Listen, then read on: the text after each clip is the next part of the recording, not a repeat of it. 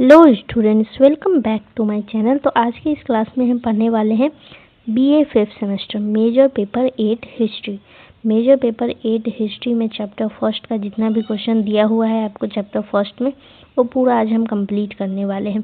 Question के साथ answer भी देखने वाले हैं। क्वेश्चन आपका हिंदी इंग्लिश दोनों में रहने वाला है और क्वेश्चन आपका लॉन्ग और शॉर्ट दोनों रहेगा, जैसे कि एग्जाम में पूछा जाता है उसी हिसाब का पूरा रहेगा। और आज के इस क्लास में हम यूनिट 1 से क्वेश्चन लेकर के आए हैं, क्योंकि यूनिट 1 में आपको दिया गया formation of league of nation के बारे में पढ़ना है। तो चैप्टर फर्स्ट का नाम भी यही है, the League of Nation, organization, achievements and failure. तो ये चैप्टर फर्स्ट का नाम है। तो आप सभी को करना क्या है कि क्वेश्चन के साथ साथ आंसर को भी स्क्रीनशॉट लेते चलना है। एक एक क्वेश्चन का आंसर आपको कॉपी में नोट डाउन कर लेना है। तो चलिए हम क्लास को शुरू करते हैं। आप सभी को क्लास में अंत तक बने रहना है, वीडियो को शेयर कर देना है, चैनल को सब्सक्राइब कर लेना है। सबसे पहला सवाल इंग्लिश में पूछा गया है, write down the non political activities of the League of Nation. Do you agree that the League of Nation actually succeeded in that. यहीं पर इसको हिंदी में भी क्वेश्चन लिखा गया है, राष्ट्रीय संघ, जिसको इंग्लिश में हम बोलते हैं लीग ऑफ नेशन। तो इसको आपको याद रखना है कि लीग ऑफ नेशन को हिंदी में बोला जाता है राष्ट्रीय संघ। तो राष्ट्रीय संघ की गैर राजनीतिक गतिविधियों को लिखिए। क्या आप सहमत हैं कि राष्ट्रीय संघ इन कार्यों में वास्तव में सफल हुआ। तो इसका आंसर भी आपको लिखना है। तो ये क्वेश्चन था, अभी यहाँ से आपको आंसर लिखना है। तो इसमें आपको लिखना है league of nation. League of nation की स्थापना प्रथम विश्व युद्ध के बाद 1920 में की गई थी। इसका कहने का मतलब है कि प्रथम विश्व युद्ध 1914 से लेकर के 1918 तक चला था। तो इसके बाद 1920 में आया लीग ऑफ नेशन, यानी राष्ट्र संघ। राष्ट्र संघ का स्थापना किया गया था। तो प्रथम विश्व युद्ध के बाद दुनिया में शांति बनाए रखने के लिए 1920 में लीग ऑफ नेशन नाम का एक अंतर्राष्ट्रीय संगठन बनाया गया था। लीग ऑफ नेशन क्या है? अंतर्राष्ट्रीय संगठन है। ये आपको याद रखना है। 1920 में इसकी स्थापना हुई, विश्व युद्ध के बाद किया गया था, क्योंकि 1918 में प्रथम विश्व युद्ध खत्म हुआ और 1918 के बाद आया लीग ऑफ नेशन, राष्ट्र संघ की स्थापना किया गया था। इसका कुछ मुख्य उद्देश्य भी है। तो यहाँ पे लिखा गया है कि इसका मुख्य उद्देश्य विश्व शांति स्थापित करना और भविष्य में युद्धों को रोकना था। यहाँ पे एक मिनट, हाँ, तो यहाँ पे दिया गया है। इसका कहने का मतलब है कि इस संगठन का सबसे बड़ा लक्ष्य यही था कि दुनिया में शांति बनी रहे और आगे फिर से बड़े युद्ध न हो। युद्ध को रोकना और शांति बनाए रखना, विश्व में क्या करना? शांति बनाए रखना ही इसका मुख्य उद्देश्य था। तो आगे लिखा गया है कि यद्यपि यह राजनीतिक स्तर पर शांति बनाए रखने में पूर्ण रूप से सफल नहीं हो सका, लेकिन इसकी कई गैर राजनीतिक गतिविधियां अत्यंत महत्वपूर्ण और सफल रही थी। एक मिनट, तो इसका मतलब है कि राजनीतिक मामला जैसे कि देशों के बीच युद्ध को रोकना, तो राजनीतिक मामला में यह संगठन पूरी तरह सफल नहीं हो पाया था। तो युद्ध को रोकने में यह संगठन क्या था? पूरी तरह से सफल नहीं हो पाया था।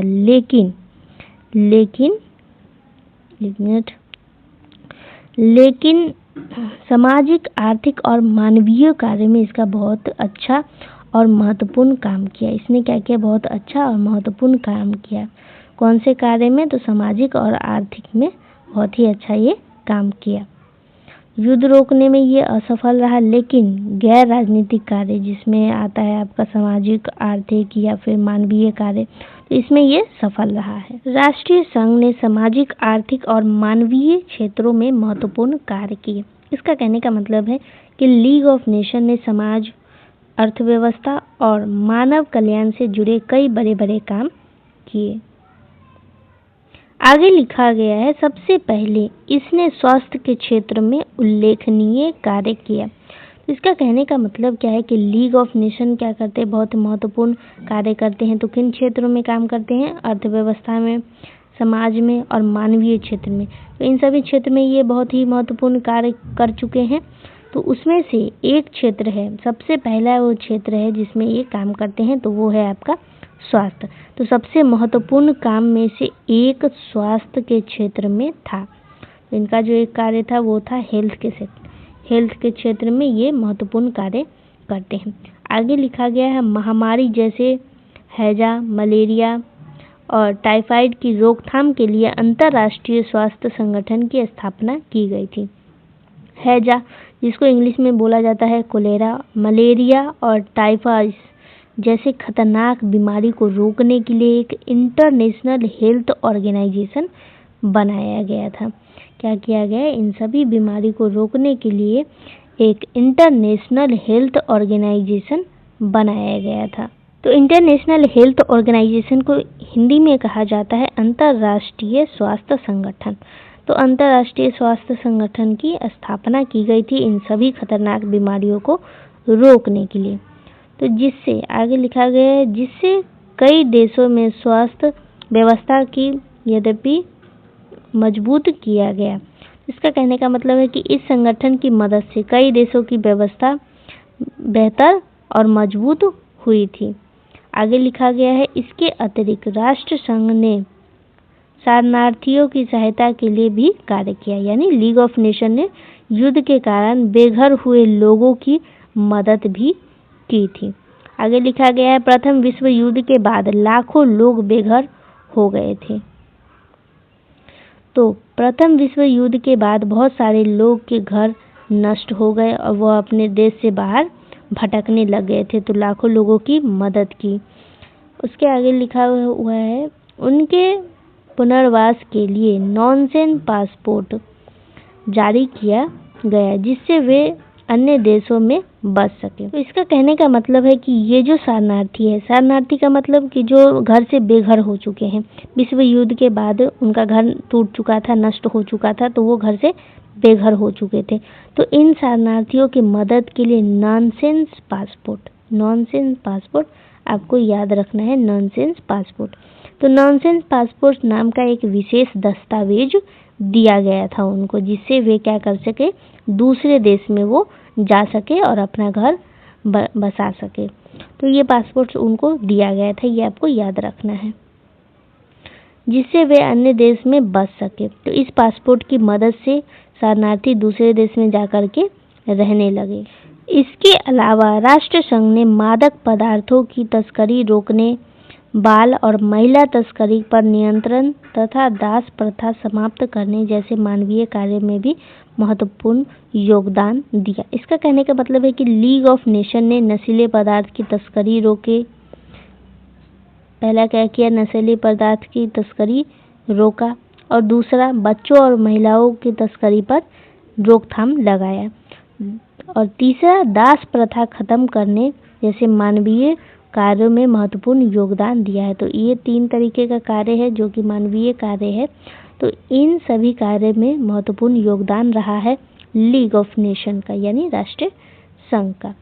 आगे लिखा गया है, 1 मिनट, तो आगे लिखा गया है श्रमिकों की स्थिति सुधारने के लिए मत इंटरनेशनल लेवल ऑर्गेनाइजेशन की स्थापना की गई थी। तो इसका कहने का मतलब है कि मजदूरों की स्थिति को बेहतर बनाने के लिए ILO, जिसका फुल फॉर्म है इंटरनेशनल लेवल ऑर्गेनाइजेशन नाम का एक संगठन बनाया गया था। क्यों बनाया गया? ताकि मजदूर की स्थिति सुधारी जा सकी। तो मजदूरों के लिए ये संगठन की स्थापना की गई थी, जिसने कार्य के घंटे निर्धारित करने, न्यूनतम मजदूर तय करने और श्रमिकों के अधिकारों की रक्षा के लिए नियम बनाए। इसका कहने का मतलब है कि ILO ने मजदूरों के लिए क्या क्या किया, तो ये आपको याद रखना है। पहला काम किया कि काम के घंटे को तय कर दिया गया कि आपको इतने ही घंटे काम करना है। दूसरा कार्य क्या किया कि न्यूनतम वेतन तय किया गया था, यानी इनका सैलरी भी तय कर दिया गया था कि आपको इतना सैलरी मिलेगा। और तीसरा कार्य ILO क्या करता है कि मजदूरों के अधिकारों की रक्षा के लिए नियम बनाया। तो ये 3 कार्य करता है। कौन करता है? ILO, ताकि मजदूरों की स्थिति बेहतर हो सके। आगे लिखा गया है यह संस्था आज भी संयुक्त राष्ट्र के अधीन कार्य कर रही है। तो इसका कहने का मतलब है कि ILO आज भी मौजूद है और अब यह यूनाइटेड नेशन के अंतर्गत काम करती है, यानी संयुक्त राष्ट्र के अंतर्गत अब ये काम करती है। तो ये आपको याद रखना है। आगे लिखा गया है, आर्थिक क्षेत्र में भी राष्ट्र संघ ने युद्ध से प्रभावित देशों की अर्थव्यवस्था को पुनर्जीवित करने में सहायता की। तो मानवीय क्षेत्र में आप देख चुके हैं। अब हम बात करते हैं आर्थिक क्षेत्र में कि आर्थिक क्षेत्र में लीग ऑफ नेशन का क्या योगदान रहा है। तो इसका कहने का मतलब है कि लीग ऑफ नेशन ने युद्ध से कमजोर हुए अर्थव्यवस्था को सुधारने में भी देशों की मदद की है। आगे लिखा गया, ऑस्ट्रिया और हंगरी जैसे देशों को वित्तीय सहायता और आर्थिक सलाह देकर उनकी अर्थव्यवस्था को स्थिर करने का प्रयास किया। इसका कहने का मतलब है कि ऑस्ट्रिया और हंगरी जैसे देश को पैसा और आर्थिक सलाह देकर के उनकी आर्थिक स्थिति को ठीक करने की कोशिश की। तो किसने की? तो लीग ऑफ नेशन ने की। क्या किया?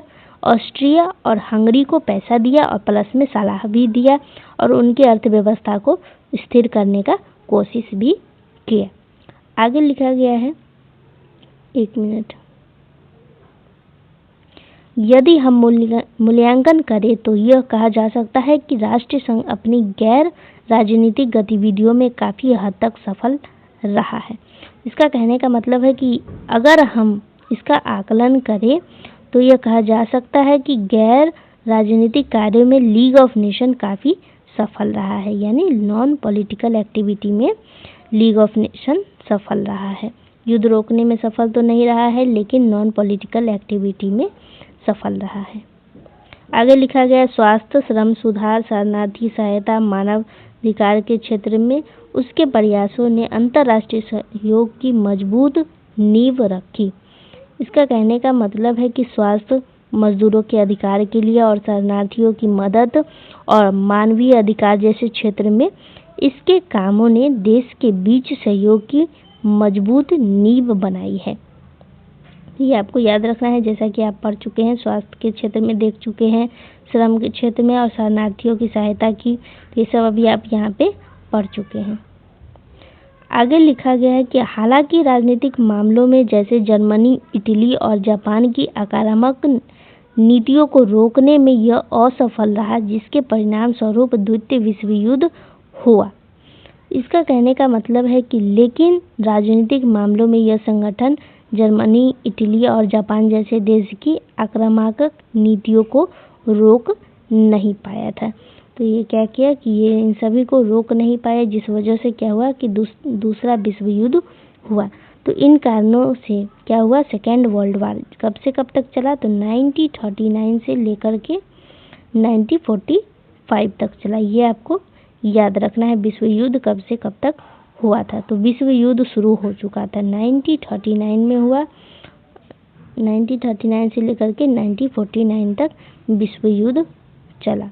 तो विश्व युद्ध का शुरुआत तो हो चुका था, दूसरा विश्व युद्ध का शुरुआत हो चुका था, लेकिन सामाजिक और मानवीय कार्य में, आगे लिखा गया है, मानवीय कार्य में इसकी उपलब्धियां उल्लेखनीय थी और बाद में संयुक्त राष्ट्र ने भी इन्हीं कार्यों को आगे बढ़ाया। इसका कहने का मतलब है कि फिर भी सामाजिक और मानवीय क्षेत्र में लीग ऑफ नेशन का काम काफ़ी सफल माना जाता है। लीग ऑफ नेशन ने कई अच्छे और महत्वपूर्ण काम किए। बाद में यूनाइटेड नेशन बना तो उसने भी इस कार्य को आगे बढ़ाया और विकसित किया। तो बाद में क्या हुआ कि यूनाइटेड नेशन बढ़ा था, तो वो भी क्या करते हैं, इन कार्य को आगे बढ़ाते हैं। आगे लिखा गया है, अंततः निष्कर्ष रूप में कहा जा सकता है कि राष्ट्र संघ राजनीतिक दृष्टि से भले ही असफल रहा हो, परंतु गैर राजनीतिक क्षेत्रों में इसकी सफलता ने अंतर्राष्ट्रीय सहयोग की दिशा में महत्वपूर्ण योगदान दिया। इसका कहने का मतलब है कि निष्कर्ष में है ये बात कहा जा सकता है कि युद्ध रोकने जैसे राजनीतिक मामले में लीग ऑफ नेशन सफल नहीं हुआ, लेकिन सामाजिक, आर्थिक और मानवीय क्षेत्र में इसके कामों ने देश के बीच सहयोग बढ़ाने में बड़ी भूमिका निभाई है। तो लीग ऑफ नेशन, जिसको हिंदी में कहा जाता है राष्ट्रीय संघ, तो राष्ट्रीय संघ क्या हुआ, युद्ध रोकने में असफल रहा है, लेकिन ये मानवीय क्षेत्र में, अर्थव्यवस्था के क्षेत्र में और सामाजिक क्षेत्र में ये सफल रहा है। आगे देखते हैं। हाँ, तो क्वेश्चन नंबर 1 में इतना आंसर आपको यहाँ तक लिखना था। आई होप कि आपको अच्छे से समझ में आ गया होगा। आपको अच्छे से 1-2 बार और पढ़ लेना है ताकि आपको याद रहे। क्वेश्चन नंबर 1 का आंसर यहीं तक लिखना है आपको। तो अब हम बढ़ते हैं क्वेश्चन नंबर 2 की तरफ। तो क्वेश्चन नंबर 2 आपसे पूछा गया है, mention the causes of failure of the League of nation, यानी राष्ट्र संघ की असफलता के कारणों का उल्लेख कीजिए। तो अब हम इसका आंसर देखेंगे कि इसमें क्या लिखना है आपको। सबसे पहले आपको इसमें लिखना है, लीग ऑफ नेशन की स्थापना प्रथम विश्व युद्ध के बाद विश्व शांति बनाए रखने और भविष्य के युद्धों को रोकने के उद्देश्य से की गई थी। इसका कहने का मतलब है कि प्रथम विश्व युद्ध के बाद दुनिया में शांति बनाए रखने और आगे युद्ध न हो इसके लिए लीग ऑफ नेशन बनाया गया था। आगे लिखा गया है, परंतु यह संस्था अपने मुख्य उद्देश्य में सफल नहीं हो सकी और अंततः द्वितीय विश्व युद्ध को रोकने में असफल रही। इसका कहने का मतलब है कि लेकिन ये जो संगठन है, ये संगठन अपने मुख्य लक्ष्य में पूरी तरीके से सफल नहीं हो पाया और दूसरे विश्व युद्ध को रोकने में भी असफल रहा है। तो इसकी असफलता के पीछे कई महत्वपूर्ण कारण भी थे। इसका कहने का मतलब है कि लीग ऑफ नेशन के असफल होने के पीछे कई बड़े-बड़े कारण भी थे, जिसमें से सबसे पहले आपको जानना है।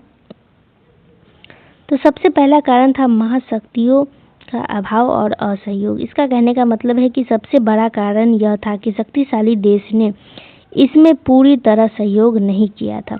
अमेरिका, जो इस संगठन की स्थापना का प्रमुख समर्थन था, स्वयं इसका सदस्य नहीं बना। अमेरिका इस संगठन को बनाने का सबसे बड़ा समर्थक था, लेकिन बाद में अमेरिका क्या करता है कि खुद इसका सदस्य नहीं बनता है। इससे राष्ट्र संघ की शक्ति और प्रभाव काफी कम हो गया। तो इसका कहने का मतलब है कि अमेरिका के सदस्य न बनने से लीग ऑफ नेशन की ताकत और प्रभाव कम हो चुकी थी। जर्मनी और सोवियत संघ की प्रारंभ में इसके सदस्य नहीं बने थे और बाद में जब शामिल हुए तो अधिक समय तक नहीं टिक सके। तो इसका कहने का मतलब है कि शुरुआत में जर्मनी और सोवियत संघ भी इस संगठन के सदस्य नहीं थे, लेकिन जब वे बाद में सदस्य बने तो ज़्यादा समय तक इसमें नहीं रहे। आगे लिखा गया है, जापान, इटली और जर्मनी जैसे शक्तिशाली देशों ने आक्रामक नीतियां अपनाई और राष्ट्र संघ की अवहेलना की। इसका कहने का मतलब है कि जापान, इटली और जर्मनी जैसे देशों ने दूसरे देश पर हमला करना शुरू किया और लीग ऑफ नेशन की बातों को नज़रअंदाज किया। एक मिनट, अभी दूसरा कारण यहाँ पे दिया गया है। पहला कारण आपको यहाँ पे दिया गया था और दूसरा यहाँ पे दिया गया। दूसरा प्रमुख कारण क्या था? तो दूसरा प्रमुख कारण था निर्णयों में सर्वसम्मति का नियम।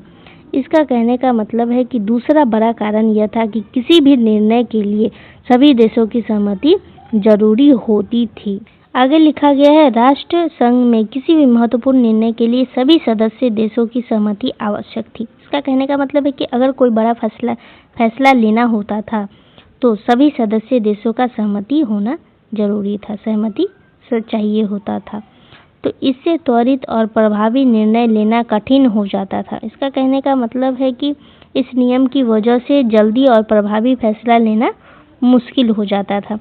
तो कई बार एक देश के विरोध के कारण महत्वपूर्ण प्रस्ताव पारित नहीं हो पाते थे। इसका कहने का मतलब है कि कई बार क्या होता था कि केवल एक देश के विरोध से ही महत्वपूर्ण फैसले पास नहीं हो पाते थे। अब तीसरा कारण क्या है? एक मिनट, तीसरा कारण आपको यहाँ पे दिया गया है। तीसरा कारण था कि सैनिक शक्ति का अभाव। इसका मतलब है कि तीसरा बड़ा कारण यह था कि लीग ऑफ नेशन के पास अपनी सेना नहीं थी। तो राष्ट्र संघ के पास अपनी कोई स्थानीय सेना नहीं थी। इसका कहने का मतलब है कि इस संगठन के पास खुद की स्थायी सेना नहीं थी जो युद्ध रोक सके। तो वह केवल आर्थिक प्रतिबंध लगा सकता था, परंतु यदि कोई शक्तिशाली देश इन प्रतिबंधों को नज़रअंदाज करता था तो उसे रोकने का कोई प्रभावी साधन नहीं था। इसका कहने का मतलब है कि यह केवल देशों पर आर्थिक प्रतिबंधन लगा सकता था, जैसे व्यापार रोकना। अगर कोई ताकतवर देश इन प्रतिबंधों की परवाह नहीं करता था तो लीग ऑफ नेशन उसे रोक नहीं पाता था। उदाहरण के लिए, जब जापान ने 1931 में मंचूरिया पर आक्रमण किया और इटली ने 1935 में इथियोपिया पर हमला किया, तब राष्ट्रीय संघ उन्हें रोकने में असफल रहा। इसका कहने का मतलब है कि 1931 में जापान ने मंचूरिया पर हमला कर दिया और 1935 में इटली ने इथियोपिया पर हमला किया। ये आपको याद रखना है, इटली ने 1935 में इथियोपिया पर हमला किया। तो लीग ऑफ नेशन इन दोनों देशों को रोकने में असफल रहा है, तब राष्ट्रीय संघ उन्हें रोकने में असफल रहा। अभी चौथा कारण आपको दिया गया है। चौथा कारण था कि वर्साई संधि की कठोर शर्तें, यानी एक और कारण था ट्रीटी ऑफ वर्साइल की कठोर शर्त भी थी। तो आगे लिखा गया है, ट्रीटी ऑफ वर्साइल की शर्तें जर्मनी के लिए अत्यंत कठोर थी, जिससे जर्मनी में असंतोष बढ़ा और बाद में एडोल्फ हिटलर के नेतृत्व में नाजीवादी का उदय हुआ। इसका कहने का मतलब है कि इस संधि में जर्मनी पर बहुत कठोर नियम लगाए गए थे। ट्रीटी ऑफ वर्साइल क्या करता है, जर्मनी पर कठोर नियम लगा देता है। तो इन कठोर नियम की वजह से जर्मनी के लोगों में गुस्सा और असंतोष बढ़ गया था और बाद में इसी असंतोष के कारण बाद में एडोल्फ हिटलर के नेतृत्व में नाजीवादी का उदय हो चुका था। आगे लिखा गया है, राष्ट्रीय संघ इस असंतोष को नियंत्रण नहीं कर सका, यानी लीग ऑफ नेशन जर्मनी के इस असंतोष को संभाल नहीं पाया। पांचवा कारण आपको दिया गया है, महामंदी। 1929 की विश्वव्यापी आर्थिक मंदी के कारण देशों ने अपनी राष्ट्रीय हितों को प्राथमिकता दी और अंतर्राष्ट्रीय सहयोग कमजोर पड़ गया। इसका कहने का मतलब है कि 1929 की ग्रेट डिप्रेशन यानी विश्व आर्थिक मंदी, तो विश्व आर्थिक मंदी भी एक बहुत बड़ा कारण था। तो आर्थिक संकट के कारण देशों ने अपने ही हितों को ज़्यादा महत्व देना शुरू कर दिया था, तो इससे देशों के बीच सहयोग कम हो गया। आगे लिखा है, इससे राष्ट्रीय संघ की कार्यक्षमता और भी घट गई थी। तो इस कारण की वजह से क्या हुआ कि लीग ऑफ नेशन की काम करने की क्षमता और कमजोर हो गई थी। अंततः कहा जा सकता है कि राष्ट्रीय संघ की असफलता के पीछे संरचनात्मक कमजोरियां, शक्तिशाली देशों का असहयोग, सैन्य शक्ति का अभाव और अंतर्राष्ट्रीय परिस्थितियां प्रमुख कारण थी।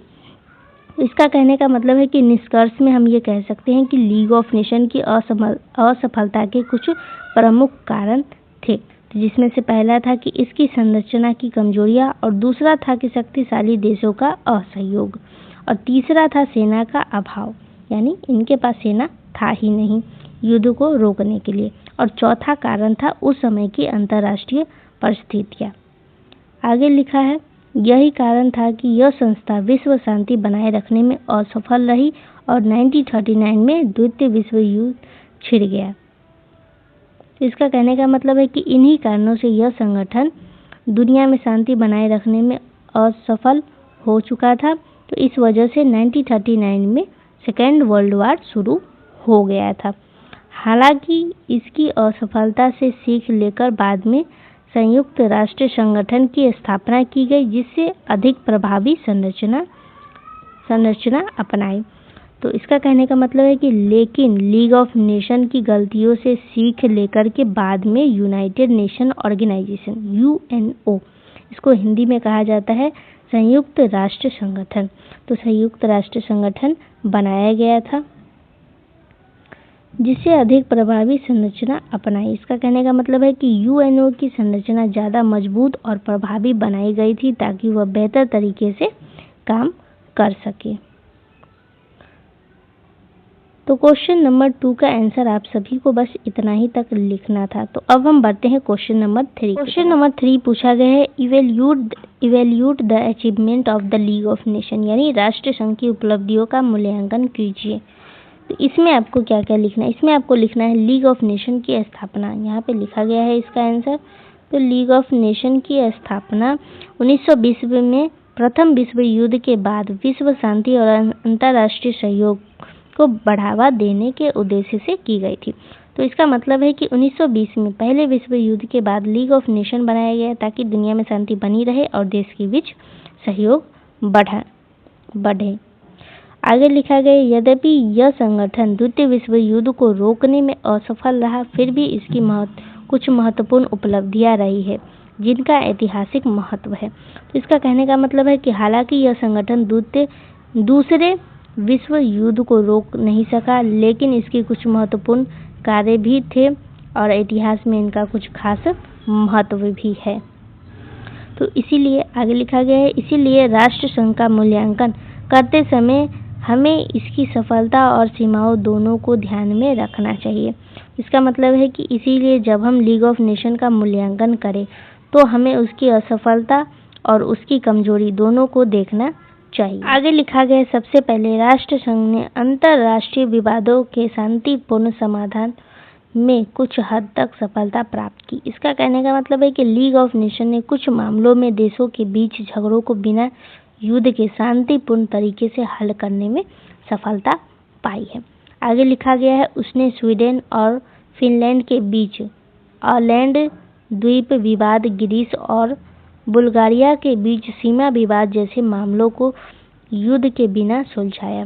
तो इस संगठन ने क्या किया, स्वीडन और फिनलैंड के बीच ऑलैंड आइलैंड डिस्प्यूट, ग्रीस और बुल्गारिया के बीच सीमा विवाद जैसे झगड़ा को बिना युद्ध के हल किया।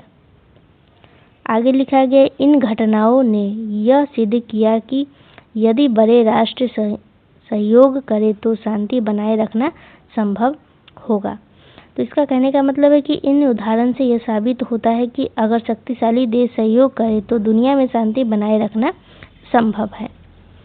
अब आगे यहाँ पे लिखा गया है दूसरे राष्ट्र संघ की सबसे बड़ी उपलब्धि उसकी गैर राजनीतिक और मानवीय गतिविधियां थी।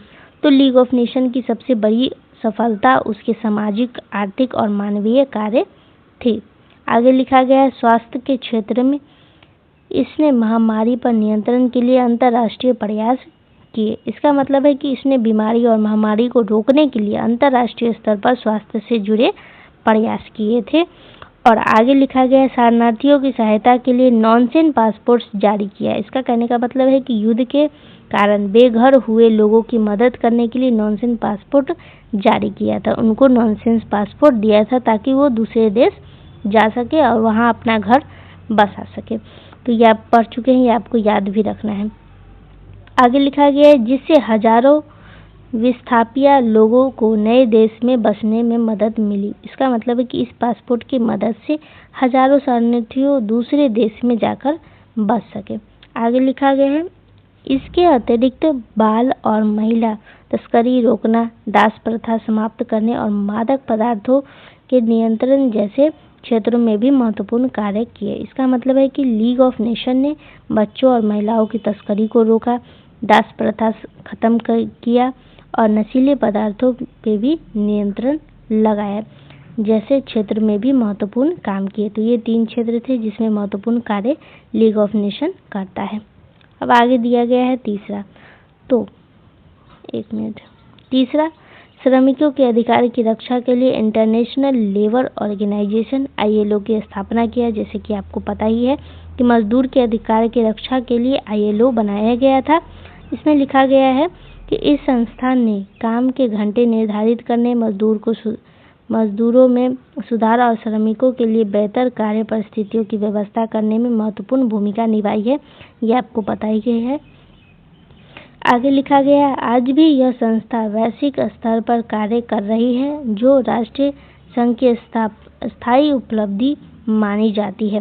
तो आज भी ILO दुनिया भर में काम कर रही है, इसीलिए इसे लीग ऑफ नेशन की स्थायी उपलब्धि माना जाता है। अभी चौथा कारण आपको दिया गया है,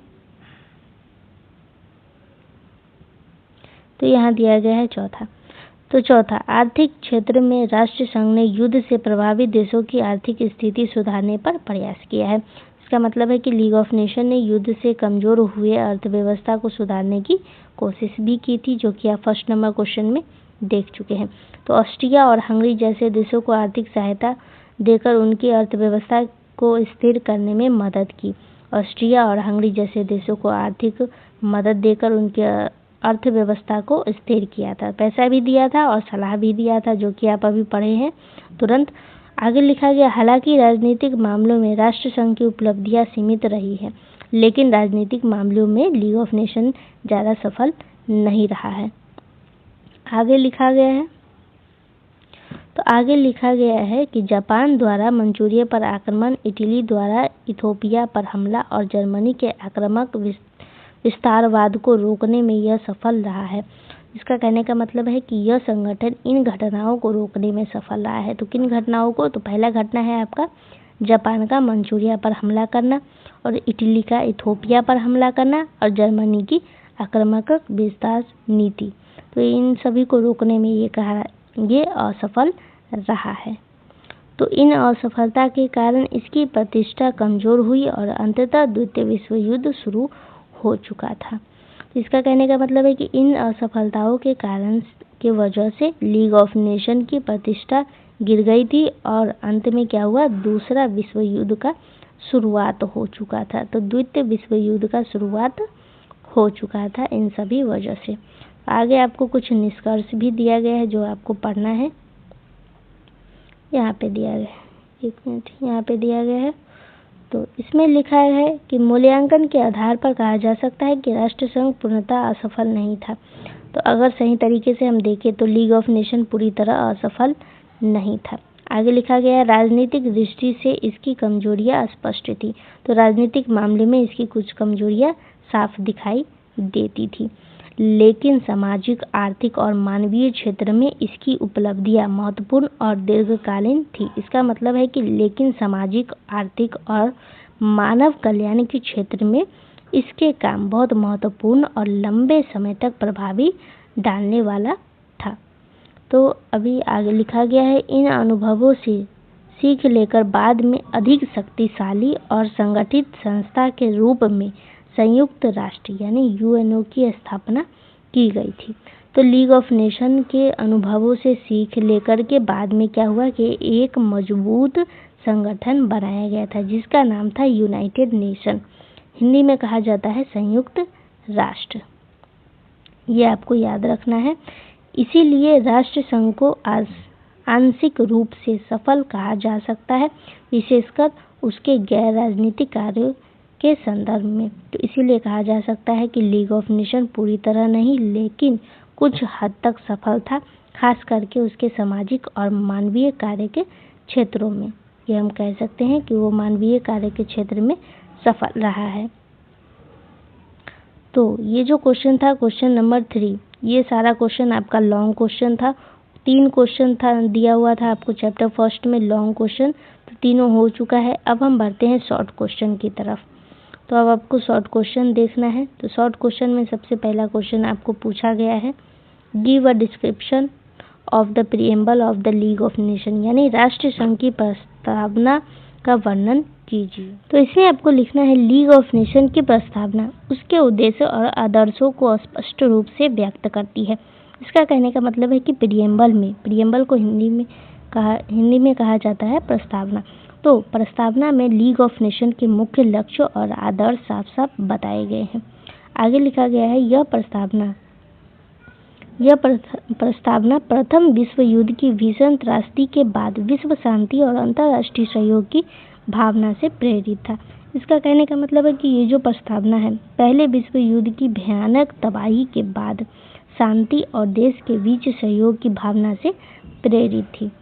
इसके आगे लिखा गया है, इसका मुख्य उद्देश्य भविष्य में युद्धों को रोकना, राष्ट्रों के बीच सहयोग बढ़ाना और अंतर्राष्ट्रीय संबंधों को न्याय एवं नैतिकता के आधार पर स्थापित करना था। तो इसका उद्देश्य क्या था? इसका कुछ मुख्य लक्ष्य भी था। इसका मतलब है कि भविष्य में युद्धों को रोकना, देश के बीच सहयोग बढ़ाना और अंतर्राष्ट्रीय संबंधों को न्याय और नैतिक के आधार पर बनाना। तो ये 3 कुछ इसका मुख्य लक्ष्य था जो कि आपको याद रखना है। आगे बढ़ते हैं। आगे दिया गया है, प्रस्तावना में सबसे पहले यह घोषणा की गई कि सदस्य राष्ट्र अंतर्राष्ट्रीय शांति और सुरक्षा बनाए रखने के लिए प्रतिबद्ध था। इसका कहने का मतलब है, प्रियम्बल में सबसे पहले यह बताया गया कि सभी सदस्य देश दुनिया में शांति और सुरक्षा बनाए रखने के लिए प्रतिबद्ध है, यानी कमिटेड है। आगे लिखा गया है, इसके लिए वे यह स्वीकार करते हैं कि वे युद्ध का सहारा नहीं लेंगे। तो सदस्य देश यह वादा करते हैं कि अपने विवादों को हल करने के लिए युद्ध का रास्ता नहीं अपनाएंगे। आगे लिखा गया है कि और अपने विवादों का समाधान शांतिपूर्ण तरीके जैसे मध्यस्थता और न्याय निर्णय के माध्यम से करेंगे। इसका कहने का मतलब है कि देश आपस के झगड़ों को शांतिपूर्ण तरीके से सुलझाएंगे, जैसे कि आर्बिट्रेशन, जिसको हिंदी में कहा जाता है मध्यस्थता, कोर्ट या न्यायिक फैसले लेंगे। तो इन सब के मदद से वो क्या करेंगे, अपना प्रॉब्लम को सॉल्व करेंगे। आगे लिखा गया, दूसरा महत्वपूर्ण तत्व था कि खुले और ईमानदार अंतर्राष्ट्रीय संबंधों की स्थापना। इसका मतलब है कि प्रियम्बल का दूसरा महत्वपूर्ण विचार यह था कि देश के बीच खुले और ईमानदार संबंध होना चाहिए। आगे लिखा गया, प्रस्तावना में गुप्त संधियों और कूटनीति का विरोध किया गया। इसका मतलब है कि प्रियम्बल में सीक्रेट ट्रीटीज, जिसको हिंदी में कहा जाता है गुप्त समझौता, तो गुप्त समझौता और गुप्त कूटनीति का विरोध किया गया था। आगे लिखा गया है, तथा पारदर्शिता और विश्वास को बढ़ावा देने की बात कही गई थी। तो इसका मतलब है कि इसमें देशों के बीच पारदर्शिता यानी ट्रांसपेरेंसी और विश्वास बढ़ाने पर जोर दिया गया था।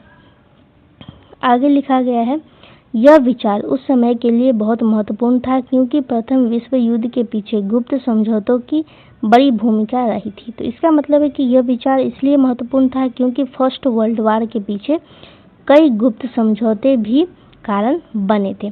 आगे लिखा गया, तीसरा उद्देश्य इसका क्या था, तो तीसरा उद्देश्य था अंतर्राष्ट्रीय कानून का सम्मान, यानी प्रियम्बल का तीसरा लक्ष्य था कि सभी देश इंटरनेशनल लॉ यानी अंतर्राष्ट्रीय कानून का सम्मान करें। तो ये इसका तीसरा लक्ष्य था। आगे लिखा गया, प्रस्तावना में यह स्पष्ट किया गया कि सदस्य राष्ट्र अंतर्राष्ट्रीय कानून और संधियों का पालन करेंगे। इसका मतलब है कि इसमें साफ कहा गया था कि सदस्य देश अंतर्राष्ट्रीय कानून और समझौतों का पालन करेंगे। आगे लिखा गया है, तथा उन्हें पवित्र दायित्व के रूप में स्वीकार करेंगे। इसका मतलब है कि देश इन कानून और संधियों को महत्वपूर्ण और पवित्र जिम्मेदारी मानेंगे। आगे लिखा गया है, इसके अतिरिक्त प्रस्तावना में न्याय, नैतिकता और सामाजिक कल्याण को भी महत्व दिया गया। इसका मतलब है कि प्रियम्बल में जस्टिस, मोरालिटी और सोशल वेलफेयर, जस्टिस का मतलब होता है न्याय, हिंदी में कहा जाता है, मोरालिटी को हिंदी में कहा जाता है नैतिकता, और सोशल वेलफेयर को हिंदी में कहा जाता है सामाजिक कल्याण। तो इन सभी को भी महत्वपूर्ण माना गया था प्रियम्बल में। प्रियम्बल को हिंदी में कहा जाता है प्रस्तावना। और आगे लिखा गया है, राष्ट्रों के बीच समानता, सहयोग और मानव कल्याण को बढ़ावा देना इसका एक महत्वपूर्ण, एक प्रमुख आदर्श था। इसका कहने का मतलब है कि इसका कुछ प्रमुख उद्देश्य भी था। तो पहला था देश के बीच समानता, और दूसरा था सहयोग बढ़ाना, और तीसरा था मानव कल्याण को बढ़ावा देना। तो आई होप कि आपको यहाँ तक समझ में आ गया होगा। तो क्वेश्चन नंबर 1 का आंसर यहीं तक लिखना है। तो अब हम बढ़ते हैं क्वेश्चन नंबर 2 की तरफ। क्वेश्चन नंबर 2 पूछा गया है, what were the rules of membership of the League of nation, यानी राष्ट्र संघ की सदस्यता के नियम क्या थे। तो इसमें आपको लिखना है, एक मिनट, इसमें आपको लिखना है लीग ऑफ नेशन की सदस्यता के नियम उसके संविधान में स्पष्ट रूप से निर्धारित किए गए थे।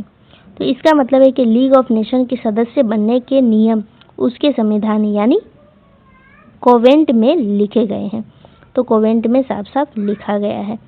तो आगे लिखा गया है, राष्ट्र संघ की सदस्यता का उद्देश्य अधिक से अधिक देशों को अंतर्राष्ट्रीय शांति और सहयोग की प्रक्रिया में शामिल करना था। इसका मतलब है कि इसका उद्देश्य था कि ज़्यादा से ज़्यादा देश इसमें शामिल हो और मिलकर शांति बनाए रखें। आगे लिखा गया है, सबसे पहले राष्ट्र संघ के मूल सदस्य वे देश थे जिन्हें प्रथम विश्व युद्ध के बाद शांति संधियों पर हस्ताक्षर किए थे। तो ओरिजिनल मेंबर वे देश थे जिन्होंने फर्स्ट वर्ल्ड वॉर के बाद शांति समझौते पर हस्ताक्षर किए थे। तो ओरिजिनल मेंबर यानी मूल सदस्य कौन थे, जो कि फर्स्ट वर्ल्ड वॉर के बाद, प्रथम विश्व युद्ध के बाद क्या करते हैं, शांति समझौते पर क्या करते हैं, सिग्नेचर करते हैं, हस्ताक्षर करते हैं। तो विशेषकर ट्रीटी ऑफ वर्साइल पर हस्ताक्षर करने वाले राष्ट्र यानी खासकर वे देश जिन्होंने ट्रीटी ऑफ वर्साइल पर हस्ताक्षर किए थे। आगे लिखा गया है, इसके अतिरिक्त वे देश भी मूल सदस्य माने गए जिन्हें विशेष रूप से आमंत्रित किया गया था। तो कुछ देश को विशेष रूप से आमंत्रित किया गया था और उन्हें भी मूल सदस्य माना गया। अब दूसरा नए सदस्य भी राष्ट्र संघ में शामिल हो सकते थे, यानी लीग ऑफ नेशन के बाद में भी नए देश सदस्य बन सकते थे। तो इसके लिए शर्त यह थी कि वे शांति प्रिय राष्ट्र हो।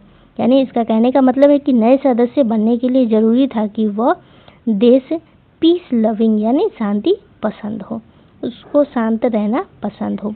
आगे लिखा गया, और राष्ट्र संघ के नियमों तथा दायित्वों को स्वीकार करें। इसका मतलब है कि उसे लीग ऑफ नेशन के नियम और जिम्मेदारियों को माननी पड़ती थी। सदस्य बनने के लिए नियम को मानना पड़ता था।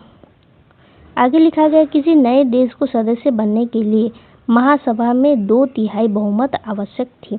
यानी नए सदस्यों को स्वीकार करने के लिए असेंबली में 2/3 मेजोरिटी जरूरी होती थी।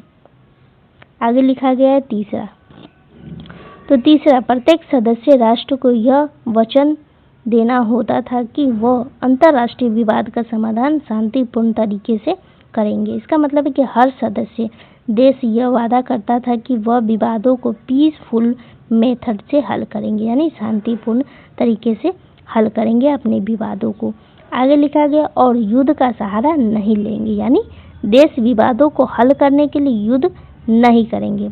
आगे लिखा गया है, यदि कोई सदस्य इन नियमों का उल्लंघन करता था तो उसके विरुद्ध आर्थिक प्रतिबंधन लगाए जा सकते थे। यानी इसका कहने का मतलब है कि अगर कोई देश नियम तोड़ता था तो उस पर इकोनॉमिक सैंक्शन यानी आर्थिक प्रतिबंध लगाए जा सकते थे। अभी चौथा कारण यहाँ पे दिया गया है, एक मिनट, हाँ, तो चौथा यहाँ पे दिया गया है कि किसी सदस्य को संगठन से बाहर निकालने का अधिकार भी था। इसका मतलब है कि कोई भी सदस्य देश चाहे तो संगठन छोड़ सकता था। आगे लिखा गया है, इसके लिए उसे 2 वर्ष पूर्व सूचना देनी होती थी। इसका मतलब है कि लेकिन इसके लिए क्या करना होता था कि 2 साल पहले सूचना देनी होती थी। यानी अगर संगठन छोड़ना है तो 2 साल पहले ही सूचना देना होता था।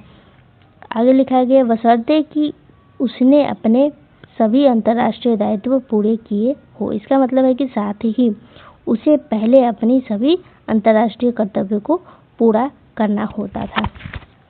तो अगर संगठन छोड़ना है तो क्या करना पड़ता था, 2 साल पहले ही सूचना देना पड़ता था और सभी अंतर्राष्ट्रीय कर्तव्यों को पूरा करना होता था। अभी यहाँ पे 5वां दिया गया है।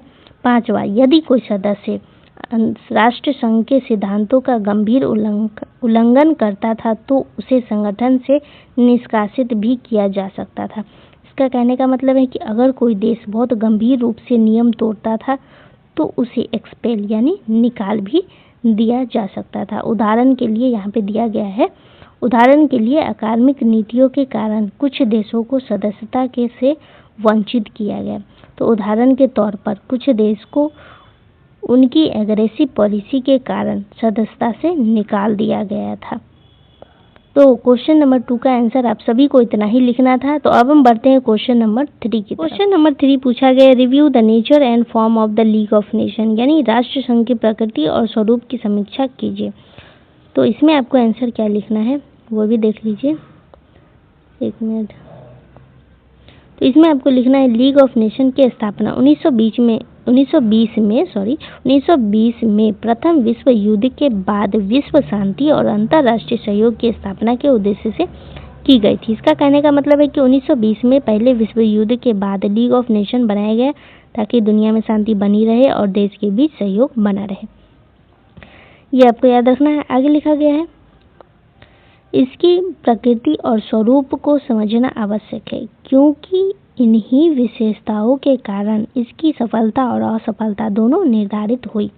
इसका मतलब है कि लीग ऑफ नेशन की प्रकृति और संरचना को समझना जरूरी है, क्योंकि इन्हीं के कारण यह कुछ मामलों में सफल और कुछ में असफल हुआ। आगे आपको सबसे पहले इसमें आपको इसकी प्रकृति के बारे में लिखना है। इसमें आपको सबसे पहले क्या लिखना है कि राष्ट्र संघ की प्रकृति मूलतः अंतर सरकारी थी। इसका मतलब है कि लीग ऑफ नेशन एक इंटर गवर्नमेंटल ऑर्गेनाइजेशन था, यानी अंतर सरकारी था, यानी इसमें अलग अलग देशों की सरकारें मिलकर के काम करती थी। तो अंतर सरकार का क्या मतलब होता है, इसमें अलग अलग देश की सरकारें मिलकर के काम करती थी। आगे लिखा गया है यह कोई विश्व सरकार नहीं थी, यानी यह पूरी दुनिया की सरकार नहीं थी, बल्कि केवल देश का एक संगठन था।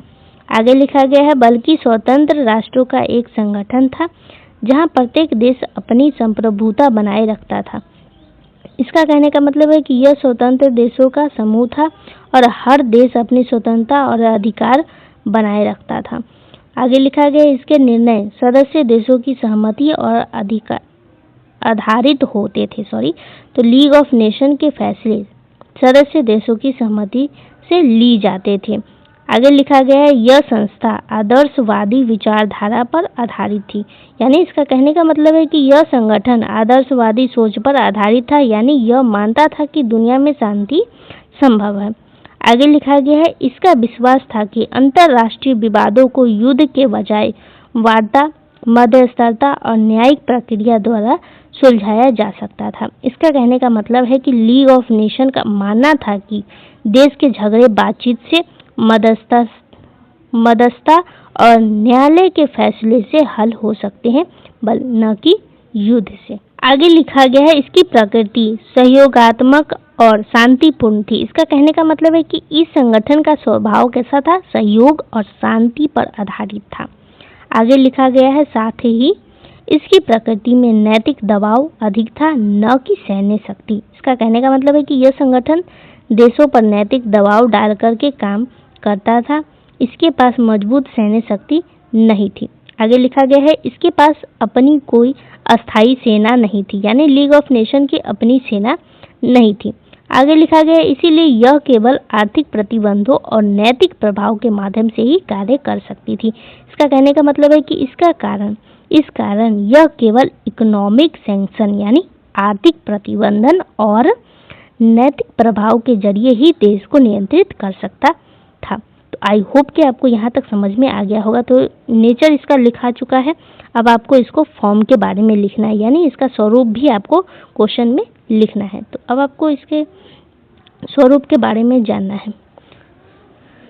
तो इसमें लिखा गया है कि राष्ट्रीय संघ का स्वरूप एक संगठित अंतर्राष्ट्रीय संस्था के रूप में विकसित किया गया था। इसका कहने का मतलब है कि लीग ऑफ नेशन को एक व्यवस्थित और संगठित अंतर्राष्ट्रीय संस्था के रूप में बनाया गया था। तो इसके कुछ प्रमुख अंग भी निम्नलिखित लिखा गया है। यहाँ पे इसके कुछ अंग भी लिखा गया है, जिसमें कि पहला आपका दिया गया है महासभा। तो महासभा इसमें सदस्य देशों को समान प्रतिनिधित्व प्राप्त था, यानी असेंबली में सभी सदस्य देशों को बराबर प्रतिनिधित्व मिलता था। दूसरा दिया गया है परिषद। तो अभी फर्स्ट वाला कंप्लीट नहीं हुआ है, ये नहीं होगा, एक मिनट। दूसरा यहाँ पे दिया गया है प्रत्येक राष्ट्र को एक मत का अधिकार भी था। तो हर देश को केवल एक वोट देने का अधिकार भी था। अभी हम बढ़ते हैं दूसरा की तरफ। तो दूसरा है परिषद। तो परिषद यह कार्यपालिका के समान कार्य करती थी, यानी काउंसिलिंग संगठन का मुख्य निर्णय लेने वाला विभाग था, जो सरकार की कार्यपालिका की तरह काम करता था। तो इसमें स्थायी और अस्थायी सदस्य भी होते थे। तो काउंसिल में दो प्रकार के सदस्य होते थे, एक थे परमानेंट और दूसरा थे टेम्पोररी। तो परमानेंट मेंबर और टेम्पोररी मेंबर दो तरीके के सदस्य काउंसिलिंग में होते थे। आगे बढ़ते हैं हम। तीसरा पॉइंट दिया गया है सचिवालय।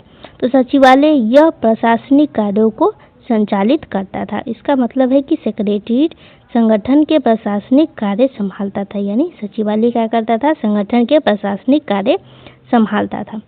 अस्थायी अंतर्राष्ट्रीय न्यायालय यह देश के बीच कानूनी विवादों का समाधान करता था।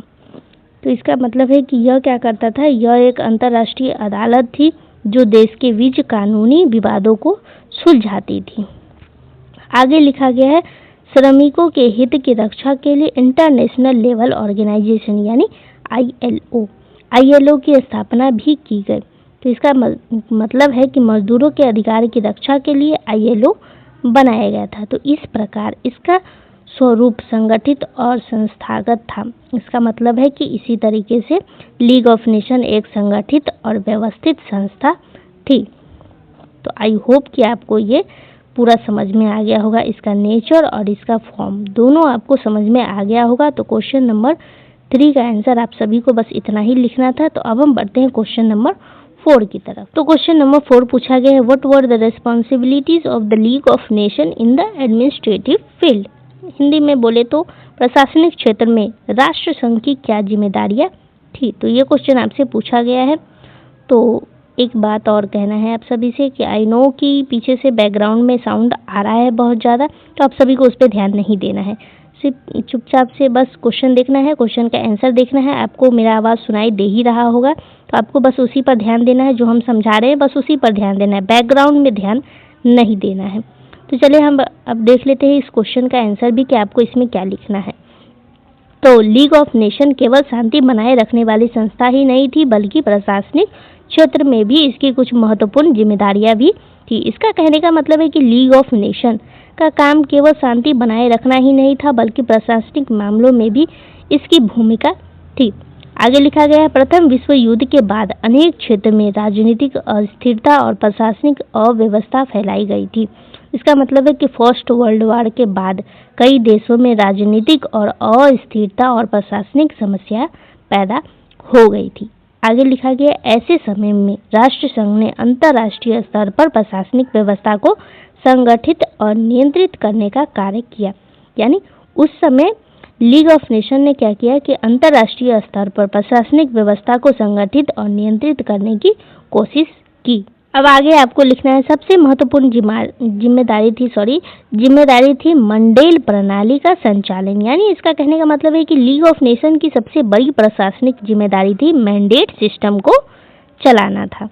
आगे लिखा गया, युद्ध के बाद जर्मनी और तुर्की के उपनिवेशों को सीधे विजेता देशों को न देकर के राष्ट्र संघ की निगरानी में रखा गया। इसका कहने का मतलब है कि फर्स्ट वर्ल्ड वॉर के बाद जर्मनी और ओटोमन एम्पायर के उपनिवेशों को सीधे जीतने वाले देशों को नहीं दिया गया था, बल्कि उन्हें लीग ऑफ नेशन की देखरेख में रखा गया था। तो क्या किया गया, जर्मनी और ओटोमन एम्पायर को नहीं दिया गया था, जर्मनी ओटोमन यानी तुर्की। आगे लिखा गया है, इन क्षेत्रों का प्रशासनिक ब्रिटेन, फ्रांस आदि देशों को सौंपा गया, लेकिन वे राष्ट्र संघ के प्रति उत्तरदायी थे। इनका कहने का मतलब है कि इन क्षेत्रों को चलाने की जिम्मेदारी ब्रिटेन और फ्रांस जैसे देशों को दी गई, लेकिन उन्हें लीग ऑफ नेशन को जवाब देना पड़ता था। तो आगे लिखा गया है कि राष्ट्र संघ का दायित्व था कि वह यह सुनिश्चित करे कि इन क्षेत्रों में जनता के हितों की रक्षा हो। इसका मतलब है कि लीग ऑफ नेशन का काम था कि इन क्षेत्रों में रहने वाले लोगों के हित और अधिकार सुरक्षित रहे। आगे लिखा गया, और उन्हें स्वशासन की दिशा में आगे बढ़ाया जाए। यानी इसका मतलब है कि इन क्षेत्रों को धीरे धीरे स्वतंत्र शासन के लिए तैयार करना भी इसका लक्ष्य था। आगे लिखा गया, दूसरी महत्वपूर्ण जिम्मेदारी यह थी कि मुक्त नगरों का प्रशासन। इसका मतलब है कि लीग ऑफ नेशन की दूसरी जिम्मेदारी फ्री सिटी का प्रशासन संभालना था। आगे लिखा गया, उदाहरण के लिए डजिंग नगर को राष्ट्र संघ के संरक्षण में रखा गया है। उदाहरण के तौर पर डजिंग शहर को लीग ऑफ नेशन की सुरक्षा और नियंत्रण में रखा गया। आगे लिखा गया, राष्ट्र संघ का कार्य था कि वह वहां शांति और प्रशासनिक संतुलन बनाए रखे। तो लीग ऑफ नेशन का काम था कि वह शांति और सही प्रशासन बनाए रखा जाए। अब तीसरा जिम्मेदारी था कि सार क्षेत्र का प्रशासन। इसका कहने का मतलब है कि लीग ऑफ नेशन की तीसरी जिम्मेदारी सार टेरिटरी का प्रशासन चलाना था, यानी सार क्षेत्र का प्रशासन चलाना था। ये तीसरा जिम्मेदारी था। तो यह क्षेत्र जर्मनी से अलग कर राष्ट्र संघ के नियंत्रण में रखा गया था। इसका कहने का मतलब है कि सार क्षेत्र को जर्मनी से अलग करके लीग ऑफ नेशन के नियंत्रण में रखा गया। आगे लिखा गया, राष्ट्र संघ ने वहां 15 वर्षों तक प्रशासनिक व्यवस्था संभाली, यानी लीग ऑफ नेशन ने सार क्षेत्र में 15 साल तक प्रशासन संभाला और बाद में जनमत संग्रह के माध्यम से इसे जर्मनी को वापस सौंप दिया। तो बाद में क्या होता है कि बाद में वहां जनमत संग्रह कराया गया और लोगों की राय के आधार पर उसे फिर से जर्मनी को दे दिया गया था। आगे लिखा गया है, इसके अतिरिक्त राष्ट्र संघ ने अल्पसंख्यकों के अधिकार की रक्षा की जिम्मेदारी भी निभाई। इसका कहने का मतलब है कि लीग ऑफ नेशन ने माइनॉरिटी कम्युनिटीज के अधिकारी को रक्षा करने की जिम्मेदारी भी निभाई। माइनॉरिटी कम्युनिटीज का मतलब होता है अल्पसंख्यकों। माइनॉरिटीज का मतलब होता है अल्पसंख्यकों, यहाँ पे दिया गया है। आगे लिखा गया है, कई नए देश के निर्माण के बाद अल्पसंख्यकों समुदायों की सुरक्षा की एक बड़ी समस्या थी। यानी इसका मतलब है कि फर्स्ट वर्ल्ड वॉर के बाद नए देश बने और उनमें रहने वाले अल्पसंख्यक लोगों की सुरक्षा एक बड़ी समस्या बन गई थी। तो आगे लिखा गया है कि राष्ट्र संघ ने यह सुनिश्चित करने का प्रयास किया कि उनके साथ भेदभाव न हो। इसका मतलब है कि लीग ऑफ नेशन ने कोशिश की कि अल्पसंख्यकों के साथ भेदभाव न हो। आगे लिखा गया, और उनके अधिकार सुरक्षित रहे। इसका मतलब है कि उनके अधिकार और सुरक्षा बनाए रखी जा सके। आगे लिखा गया, राष्ट्र संघ की एक अन्य प्रशासनिक जिम्मेदारी थी अंतर्राष्ट्रीय आयोगों और समितियों का संचालन। इसका कहने का मतलब है कि लीग ऑफ नेशन की एक और जिम्मेदारी भी थी इंटरनेशनल कमीशन और कमिटीज को चलाना था। तो ये कुछ जिम्मेदारी और भी थी जो कि उनको संभालना था। आगे लिखा गया, जैसे स्वास्थ्य, श्रम और शरणार्थी संबंधी विभागों का समन्वय करना। इसका मतलब है कि यह स्वास्थ्य, श्रम और शरणार्थी से जुड़े विभागों के कामों का कोऑर्डिनेशन करता था। आगे लिखा गया है, प्रशासनिक दृष्टि से यह संस्था एक अंतर्राष्ट्रीय समन्वयक की भूमिका निभाती थी। इसका कहने का मतलब है कि प्रशासनिक रूप से लीग ऑफ नेशन एक इंटरनेशनल कोऑर्डिनेटर की तरह काम करता था, अंतर्राष्ट्रीय समन्वय की तरह काम करता था। तो क्वेश्चन नंबर 4 का आंसर यहीं तक आप सभी को लिखना था। तो अब हम बढ़ते हैं क्वेश्चन नंबर 5 की तरफ। क्वेश्चन नंबर 5 में आपसे पूछा गया है, डिस्क्राइब द मैंडेट सिस्टम, यानी मंडेल प्रणाली का वर्णन कीजिए। तो आपको इसके बारे में भी जान लेना है, ये क्वेश्चन पूछा जाता है। तो आपको ये जितना भी क्वेश्चन हम इसमें करवा चुके हैं, ये सारा क्वेश्चन एग्जाम ओरिएंटेड है, एग्जाम में से आ सकता है। इसीलिए आप सभी को एक एक क्वेश्चन करके करते चलना है कि क्वेश्चन का क्वेश्चन आंसर लिखते चलना है और समझते भी चलना है। आपको लिखना है, मंडेल प्रणाली प्रथम विश्व युद्ध के बाद स्थापित एक महत्वपूर्ण अंतर्राष्ट्रीय व्यवस्था थी। इसका मतलब है कि mandate system first world war के बाद बनाई गई एक महत्वपूर्ण अंतर्राष्ट्रीय व्यवस्था थी। आगे लिखा गया है, जिसे लीग ऑफ नेशन के अंतर्गत लागू किया गया। इसका मतलब है कि यह व्यवस्था लीग ऑफ नेशन के अधीन लागू की गई थी। तो आगे लिखा गया है, इसका उद्देश्य उन उपनिवेशों और क्षेत्रों का प्रशासन करना था। इसका मतलब है कि इसका उद्देश्य उन क्षेत्रों का प्रशासन चलाना था जो युद्ध के बाद नए नियंत्रण में आए थे। आगे लिखा गया है, जो युद्ध के परिणाम स्वरूप जर्मनी और ऑस्मानी साम्राज्य से अलग हो गए थे। यानी इसका मतलब है कि ये वे क्षेत्र थे जो युद्ध के बाद जर्मनी और ओटोमन एम्पायर से अलग हो गए थे। आगे लिखा गया है, प्रथम विश्व युद्ध के बाद जर्मनी और तुर्की के कई उपनिवेशों विजेता देशों के नियंत्रण में आ गए। यानी फर्स्ट वर्ल्ड वॉर के बाद जर्मनी और तुर्की के कई उपनिवेश जीतने वाले देशों के हाथ में आ गए। आगे लिखा गया है, इन क्षेत्रों को सीधे विजेता राष्ट्रों को सौंपने के बजाय यह निर्णय लिया गया कि इन राष्ट्र संघ की निगरानी में रखा जाएगा। इन्हें राष्ट्र संघ की निगरानी में रखा जाएगा। इसका मतलब है कि लेकिन इन्हें सीधे विजेता देशों को देने के बजाय लीग ऑफ नेशन की निगरानी में रखने का फैसला किया गया था। आगे लिखा गया है, इसका उद्देश्य था कि इन क्षेत्रों के लोगों के हितों की रक्षा की जाए। इसका कहने का मतलब है कि इसका उद्देश्य था कि वहां रहने वाले लोगों के हित सुरक्षित रहे। और आगे लिखा गया, और उन्हें स्वशासन की देश में विकसित किया जाए। इसका मतलब है कि और उन्हें धीरे धीरे सेल्फ गवर्नमेंट यानी खुद शासन करने के लिए तैयार किया जाए। तो आगे कुछ और भी पॉइंट दिया गया है। मंडेल प्रणाली की कुछ प्रमुख विशेषताएं दी गई हैं जो कि आपको जानना है। तो इसमें लिखा गया है, सबसे पहला पॉइंट में लिखा गया है कि राष्ट्र संघ की निगरानी, इन क्षेत्रों का प्रशासन ब्रिटेन, फ्रांस आदि देशों को सौंपा गया। तो इन क्षेत्रों को चलाने की जिम्मेदारी ब्रिटेन और फ्रांस जैसे देशों को दी गई थी, लेकिन वे राष्ट्र संघ के प्रति उत्तरदायी थे। इसका मतलब है कि लेकिन इन देशों को अपने कामों के लिए लीग ऑफ नेशन को जवाब देना पड़ता था।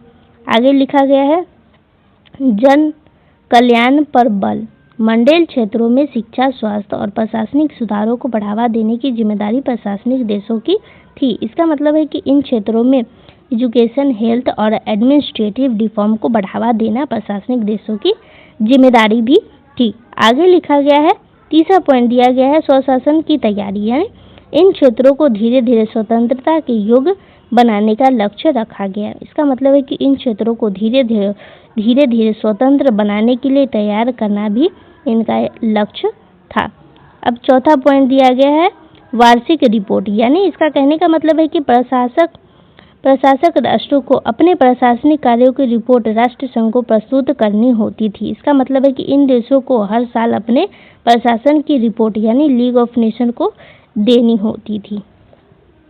अब अगला पॉइंट आपको दिया गया है, मंडेल क्षेत्रों का वर्गीकरण। अब आपको ये जानना है, इसके वर्गीकरण के बारे में भी आपको जान लेना है। इसमें लिखा गया, मंडेल क्षेत्रों को उन राजनीतिक और सामाजिक स्थिति के आधार पर 3 वर्गों में बांटा गया था। तो इसको 3 वर्ग में बांटा गया था, जिसमें आपको ये दिख रहा होगा रेड कलर के पॉइंट से। तो क्लास ए, क्लास बी और क्लास सी, इन 3 वर्गों में बांटा गया था। तो सबसे पहले आपको जानना है ए श्रेणी। एक मिनट, ए श्रेणी के बारे में जानना है। तो ए श्रेणी ये वे क्षेत्र थे जो पहले उस्मानी साम्राज्य का हिस्सा थे और उन्हें स्वतंत्रता के निकट माना गया। यानी क्लास ए में वे क्षेत्र थे जो ओटोमन एम्पायर के हिस्से थे और जिन्हें लगभग स्वतंत्र होने के लिए तैयार माना गया, जैसे कि इराक, सीरिया और फिलिस्तीन।